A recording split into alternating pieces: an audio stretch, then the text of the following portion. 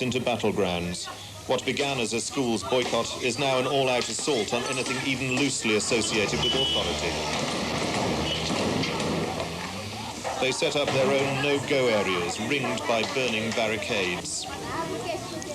Any vehicle trying to go through risked being stoned by mobs who'd laid in ambush. The police seem to have lost control. The children had begun attacking the police armoured vehicles.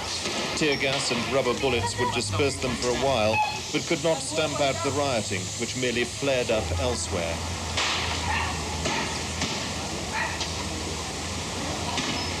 With the violence spreading rapidly through the coloured townships, the police decided to hit back hard.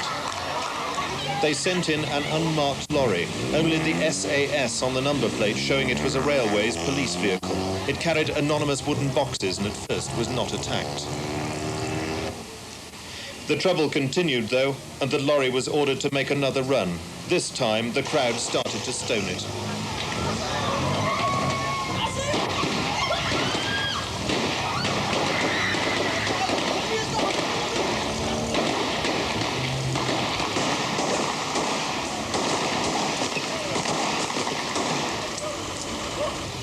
At least 3 coloured youths were killed outright before they could take cover.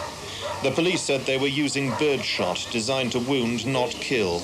But at short range, the ammunition was still deadly. Nearby buildings were peppered with gunshots. More than 20 were wounded, 3 of them seriously. Many others were taken secretly to be treated in private for fear of arrest.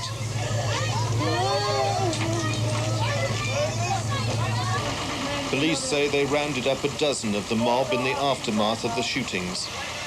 They'd been afraid of mass retaliation.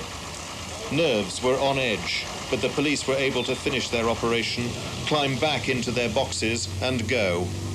As soon as they went, the trouble began all over again.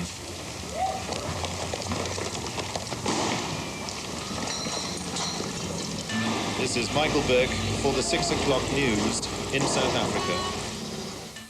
Last night's shootings have left anger and tension in the townships. Today, barricades have been burning in the streets, and with thousands of pupils staying away from school, police and black youths have clashed repeatedly. In Soweto, where a black man was shot dead by police last night, the daily newspaper claimed this morning, "We are beginning to panic. Very soon something is going to snap. Then God help us all." Of last night's shootings, the coloured townships around Cape Town have been tense all day.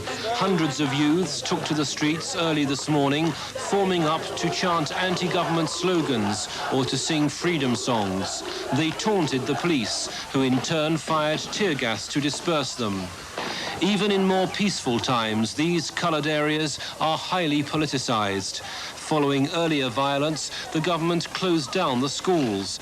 They've since been reopened, but now there's a schools boycott by thousands of pupils, who increasingly are being mobilised by the political activists. By midday, the security forces were again out in force in the coloured townships, and outsiders, newsmen especially, were being told not to enter.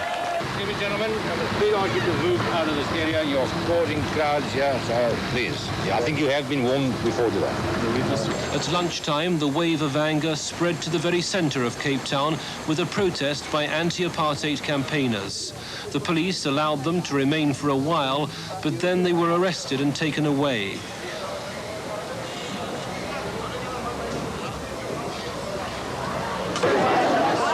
Demonstrators marched through the city centre, encouraging workers to join them in a protest outside police headquarters. The riot squad were moved in, a rare occurrence in a downtown area, and this was enough to encourage most demonstrators to disperse.